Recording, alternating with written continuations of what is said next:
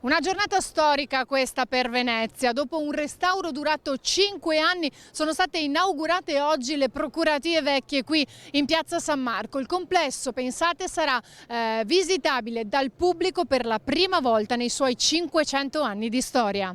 Un evento cui hanno preso parte i ministri Franceschini, Brunetta e Garavaglia, oltre al governatore Zaia, il sindaco Brugnaro e varie autorità. Un esempio di sostenibilità. Adesso Venezia si candida a essere la capitale della sostenibilità, anche del turismo sostenibile. E allora che cosa è questa sostenibilità?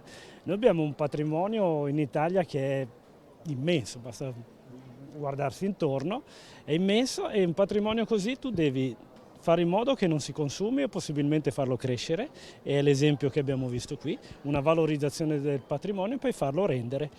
Far rendere il patrimonio, per quanto riguarda poi il turismo, venendo al mio settore specifico, significa anche distribuire meglio i flussi turistici. Un progetto divenuto realtà, ha detto Philippe Donnet, CEO di Generali, che ha deciso di reinstarsi nel centro storico. In questo edificio c'erano spazi inutilizzati e in pessima condizione. Valorizzarlo era una priorità, ha concluso.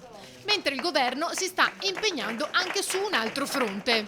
Noi abbiamo contestualmente a questo intervento alcuni giorni fa deliberato 4 milioni per le procuratie nuove, per i cortili delle procuratie nuove, un altro intervento su Piazza San Marco che si incrocia con le risorse che mette il comune, che vedono tutti lì. Davvero è un incrocio di competenze che si è realizzato. Io spero che oltre ai finanziamenti si approfitti di questo bel restauro, fatto ovviamente nel rispetto del lavoro di chi lo ha realizzato da subito, quindi 500 anni fa, che si approfitti di questo restauro perché diventi un modello replicabile dove c'è il rispetto per il passato ma si guarda anche al futuro. Il 13 aprile sarà il primo giorno di apertura al pubblico, mentre il 9, 10 e l'11 sono state organizzate 3 giornate ad accesso gratuito per i veneziani già sold out.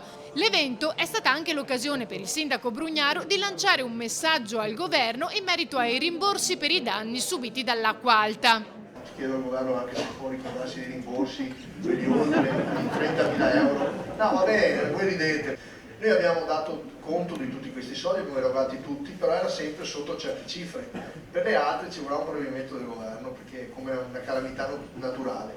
Lo dico perché ci sono persone che hanno perso tutto, gelaterie, in tutti i piani terra, perché qui quando c'è acqua grande, anche qua per le persone che magari non se lo ricordano, poi ti viene in mente, dice sì, è acqua salata, butti via tutto. Un motore che va sotto acqua su un'acqua normale, dolce, per cui se volete prendere nota di questa cosa ci sarebbe anche questo piccolo complicino con la mano, ma è piccola roba.